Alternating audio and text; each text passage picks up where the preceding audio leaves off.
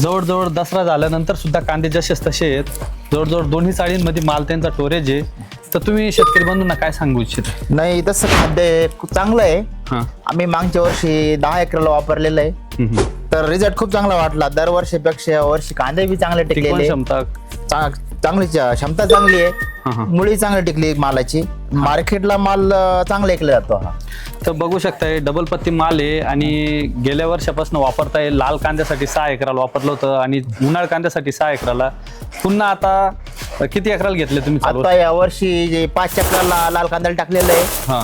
आणि उन्हाळा कांद्याला सुद्धा हे 4-5 एकराला टाकायचं आहे. तर बघू शकताय आज माल घेऊन आलेलो होतो लाल कांद्यासाठी आणि पुन्हा त्यांच्या चाळीमध्ये कांदे दिसले आणि पुन्हा आम्ही व्हिडिओ बनवतोय. हो. तर जय किसान ग्रीन इंडिया कंपनीचे बायोलॉजिकल फर्टिलायझर एकदा अवश्य वापरून बघा, जेणेकरून कांदा या पिकासाठी रासायनिक खत वापरून दिवसेंदिवस कांद्यावर करपा हा रोग येतोय किंवा कांदा जमिनीतच खराब होऊन जातोय किंवा कांद्याला ॲव्हरेज मिळत नाही, तर त्याच्यासाठी जय किसान ग्रीन इंडिया कंपनीचे बुरशीजन्य बायोलॉजिकल खत जर वापरलं तर कांदा या पिकासाठी रोगप्रतिकारक शक्ती चांगली वाढते.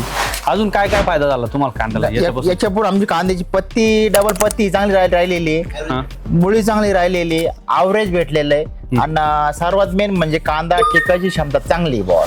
आणि लाल कांद्याला काय फायदा झाला गेला? लाल कांद्याला पाते एक शेवटपर्यंत चांगली राहिली, त्याच्यामुळे कलर बी चांगला राहून राहिला. लाल कांदे चांगले निघाले. लाल कांदे चांगले निघले, उन्हाळा कांदे बी चांगले निघले.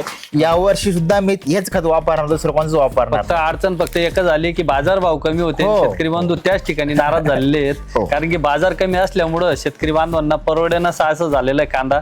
आणि कांदा हे लावणारच आहेत शेतकरी. हो. पण सरकारने पण याच्याकडे लक्ष द्यायला पाहिजे, कारण की सगळी मेहनत घेऊन शेतकरी एवढं पिकवता कांदे आणि कांद्याला बाजार जर नसले तर खूप कवडी मोल भावाने कांदा विकावा लागतो. तर त्याच्यासाठी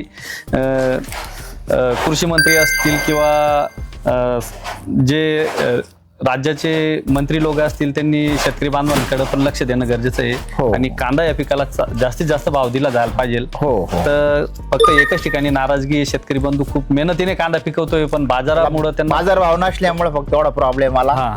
तर कांदा हे जय किसान ग्रीन इंडिया कंपनीचं खत वापरून चांगल्या क्वालिटीचं पिकवलेलं आहे. आता त्यांनी मनोगत व्यक्त केलेलं आहे त्यांचं. आणि आजही ते लाल कांद्यापासून तर उन्हाळ कांद्यापर्यंत कंटिन्यू वापरताय 10-12 एकरासाठी. तर Jay Kisan green India YouTube channel subscribe करा, बेल आयकॉनला प्रेस करा आणि असे नवनवीन व्हिडिओ बघा. धन्यवाद. धन्यवाद.